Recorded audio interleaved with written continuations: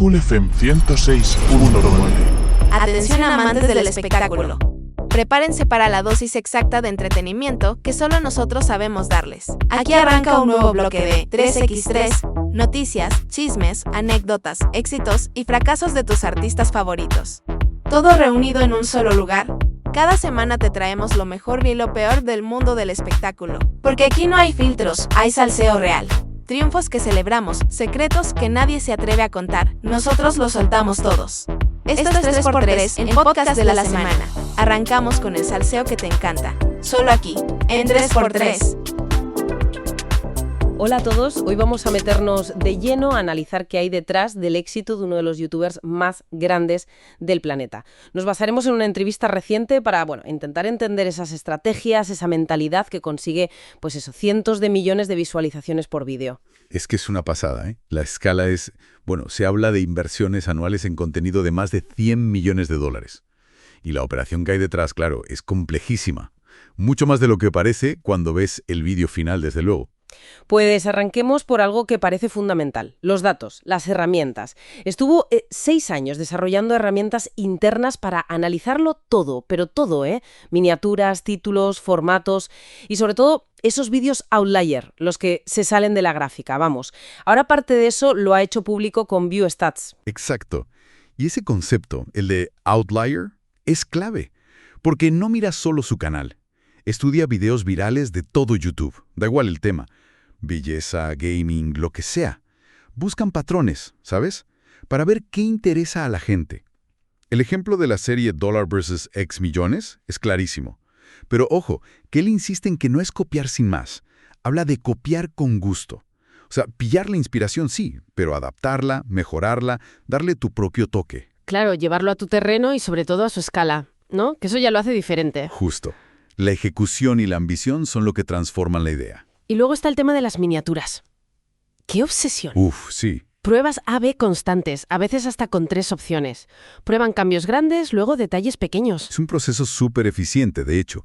Dice que puede grabar material para las miniaturas de 1 año en solo 1 hora. 1 hora. Y lo fuerte es que incluso actualizan miniaturas de vídeos antiguos. Sí, es Estela. El caso del vídeo del billete de avión es famoso. Cambiaron la miniatura tiempo después y ¡pum! Decenas de millones de visitas más. Increíble. Y esto conecta con la estrategia general, claro. No vale solo con que hagan clic. La experiencia previa cuenta mucho. Si los últimos vídeos no han volado, pues es menos probable que pinchen en el siguiente, por muy buena que sea la miniatura. Entiendo. Y también es muy importante saber cuándo parar una serie de éxito, para no agotar, para no quemar a la audiencia. Tiene sentido. Además comentaba que cada vez le dan más importancia a la narrativa, ¿no? Al desarrollo de personajes, incluso sin guión, como en el vídeo de edades 1 a 100. Justo. Pero claro, eso exige una escala técnica brutal. Hablaba de, hasta 300 cámaras grabando a la vez, equipos de edición enormes, manejando petabytes de datos. Petabytes. O sea, una cantidad de información loquísima. Una barbaridad, sí. Todo para pillar esos momentos espontáneos que al final construyen la historia. Y si hablamos de la mentalidad, de la visión de negocio, parece que se implica a fondo, ¿eh? Contaba que va él mismo a los supermercados a reponer sus snacks, los Feastables, a mirar cómo está el producto en el lineal, en el almacén. Sí, es una mentalidad de reinvertir todo, constantemente. Y tiene una visión curiosa sobre si los creadores deben lanzar productos propios o no. Advierte que montar un negocio de cero es muy, muy difícil. No es solo poner tu cara en algo. Ya. Y es interesante ver cómo ha evolucionado él personalmente. Ahora, si un vídeo no funciona, pues lo analiza, aprende y a otra cosa. Usa la frustración para mejorar. Antes, dice, le podía fastidiar el día entero. Se nota la madurez, ¿no? Y la visión de futuro. Ambiciosa es poco. Quiere superar a T-Series, el canal indio. Aunque con respeto, evitando líos nacionalistas. Sí. Y luego está el salto a Amazon, claro. Una producción con presupuestos mucho mayores que en YouTube. Eso es otra liga ya. ¿Pero a qué precio? ¿Él mismo reconoce que el equilibrio trabajo-vida? Inexistente, básicamente. Que trabaja casi todo el tiempo. Es la otra cara de la moneda, ¿no? De esa dedicación tan absoluta. Parece un sacrificio consciente para lograr esos objetivos tan bestias. Entonces, resumiendo mucho, análisis de datos brutal, experimentación a saco, producción a escala Hollywood y una dedicación casi inhumana. Esa sería la fórmula. Pues parece que por ahí van los tiros, sí. Y esto nos deja una pregunta final, yo creo. En toda esta maquinaria de crear contenido, tan optimizada, tan masiva, ¿dónde queda el equilibrio? Entre los números, la eficiencia y esa chispa de autenticidad que conecta con la gente. ¿Se puede mantener esa conexión real, personal, cuando todo es tan gigantesco? Buena pregunta para darle vueltas. Cool FM 106.9. Esto es 3x3, el podcast de la semana. Arrancamos con el salseo que te encanta. Solo aquí, en 3x3. Hola, hoy vamos a echar un vistazo a la carrera de Fede Vigevani, que es, una figura clave en el contenido digital ahora mismo. ¿Qué obstáculos ha superado y quién es él realmente? Venga, vamos a meternos en materia. Sí, porque lo fascinante aquí es, primero, dimensionar el fenómeno, ¿no? Estamos hablando de cifras que marean.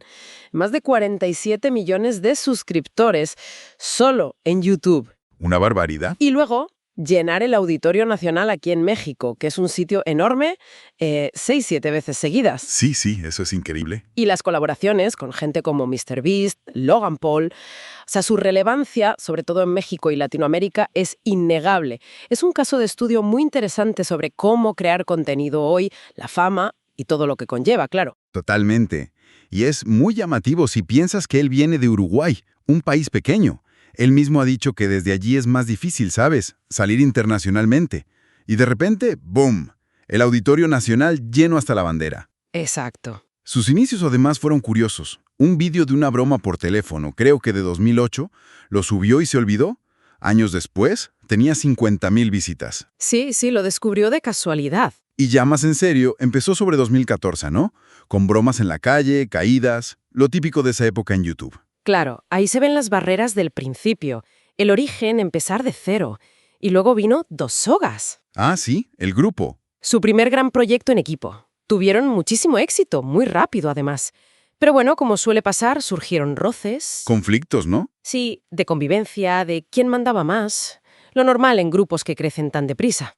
Y al final, pues se separaron. Y le tocó empezar otra vez. Solo. Exacto, empezar de cero.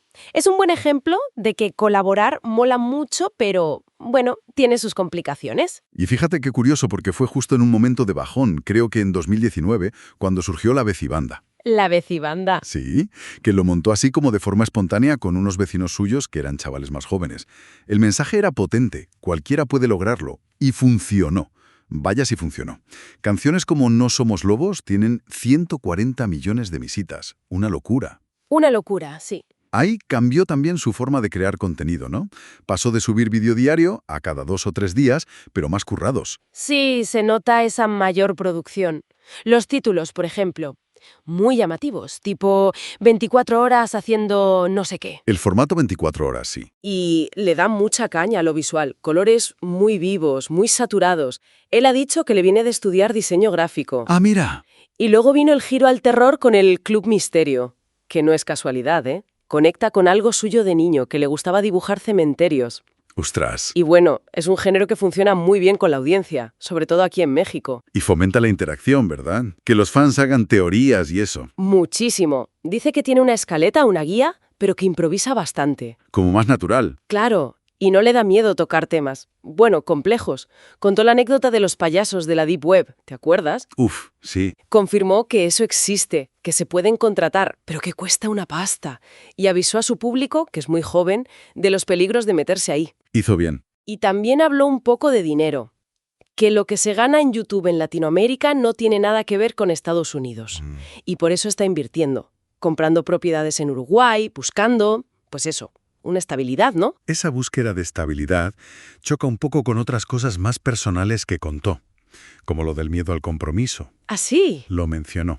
Dijo que por eso no tiene novia ahora mismo. Y habló de lo difícil que es la fama. Cuando se filtró su dirección por TikTok. Uf, qué agobio. Claro, es la tensión constante. Privacidad versus fans. Contó también lo de los hijos de Luis Miguel, ¿no? Que no salió a hacerse una foto con ellos porque estaba grabando y ni sabía quiénes eran. Esa dualidad es muy interesante. Porque por un lado crea contenido de terror, pero por otro admite que él es súper miedoso. Sí. Ha contado historias de miedo que le han pasado a él. Desde jugar a la Ouija en un cementerio, madre mía.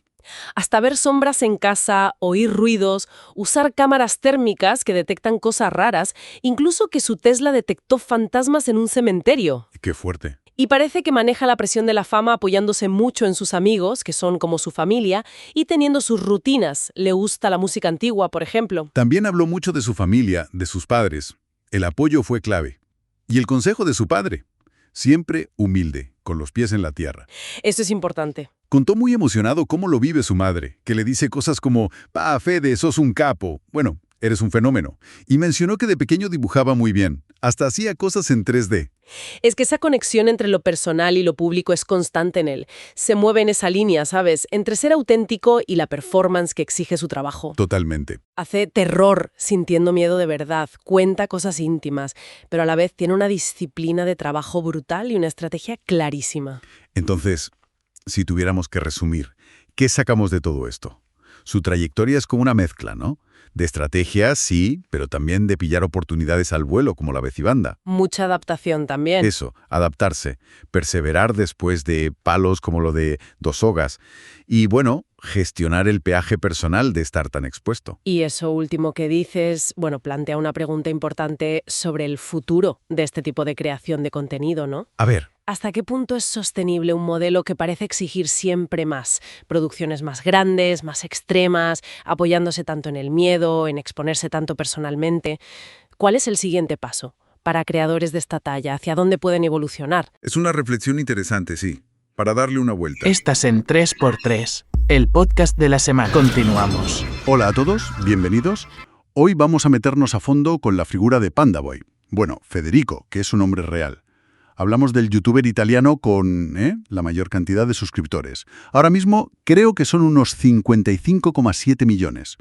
Una locura. Sí, una cifra impresionante, ¿eh? Y la base que tenemos es una entrevista bastante reciente, donde él mismo cuenta cosas de sus inicios, cómo dio el salto y un poco de su vida más allá de la cámara. Exacto.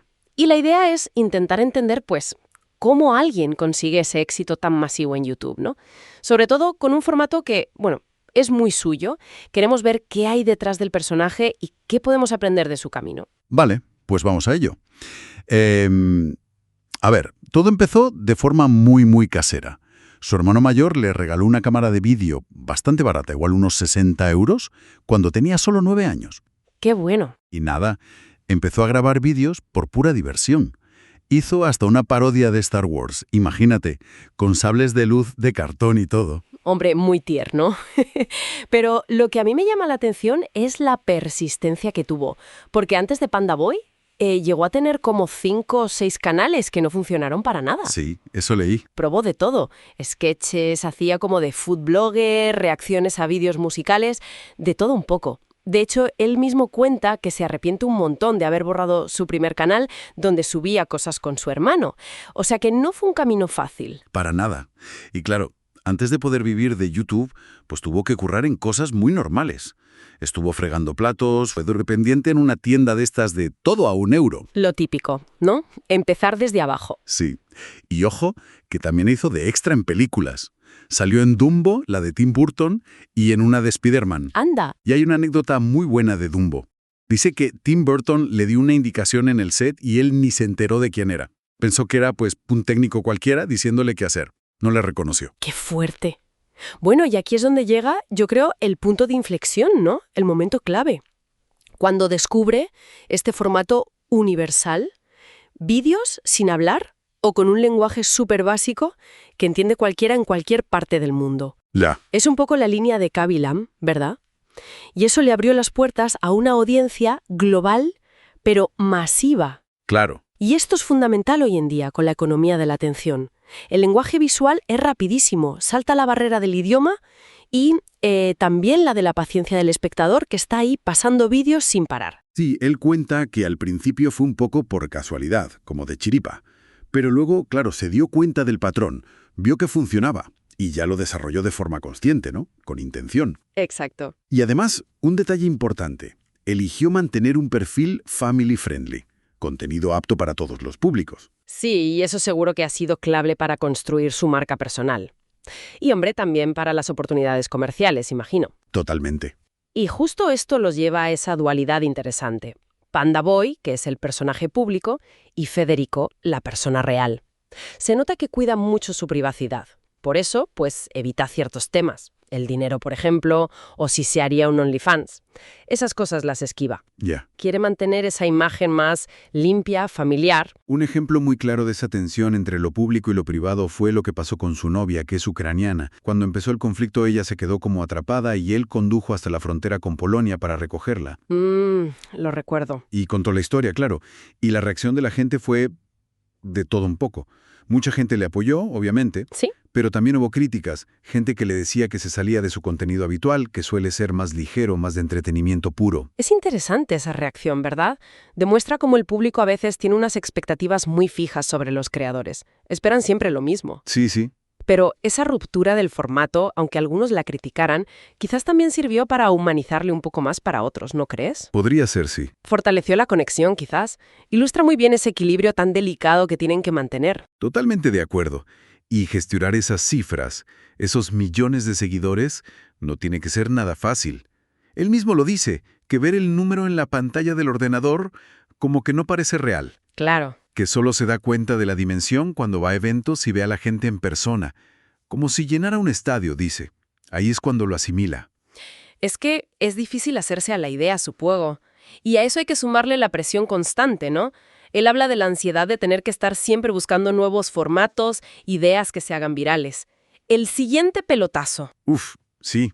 Y el problema del plagio, que también lo menciona, que en cuanto algo le funciona, pues ya hay otros copiándole la idea.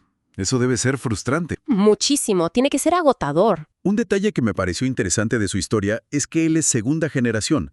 Sus padres son chinos y creció en Cinisello Bálsamo, que está cerca de Milán. Ajá. Y cuenta que eso, crecer entre dos culturas, la china en casa y la italiana fuera, pues le marcó mucho. Dice que era el único chaval con rasgos asiáticos en su colegio. Hombre, eso seguro que te forma una perspectiva diferente, ¿no? Crecer un poco entre dos mundos. Sí. Entonces, resumiendo un poco, ¿qué sacamos en claro de todo esto? Pues vemos la importancia de la terquedad, de no rendirse, también lo crucial de encontrar un nicho muy particular, en su caso esta comunicación no verbal que rompe barreras, Ya. y una gestión muy calculada de su imagen pública, separando bien al personaje de la persona. Sí, su historia es un buen ejemplo de cómo en esta era digital, pues se puede buscar y encontrar una voz literal y metafórica, ¿no? Una voz que conecte con gente de todo el mundo. Es como descubrir un lenguaje universal sin palabras. Exacto. Y quizá para dejar una reflexión final, podríamos preguntarnos, ¿hasta qué punto el éxito tan masivo en estas plataformas depende más de esa universalidad, de ese lenguaje no verbal que todos pillamos al instante, más que del contenido específico o incluso de la personalidad concreta que proyecta el creador? Buena pregunta para cerrar. Ahí queda. Y con esto terminamos nuestra exploración de hoy. Muchas gracias por escucharnos. Hasta la próxima. Así llegamos al final de este episodio de En 3x3, el podcast de la semana. Gracias por acompañarnos en este viaje por los triunfos, secretos y chismes del espectáculo. Recuerda que cada semana hay más noticias, más anécdotas y mucho más de lo que nadie se atreve a contar. Solo aquí en 3x3. No desconectes, porque la buena vibra continúa en la mejor frecuencia. Cool FM 106.9, la radio que te pone al día y te pone a vibrar. Nos escuchamos en el próximo episodio y no olvides, el espectáculo nunca duerme. 3x3, el podcast de la semana.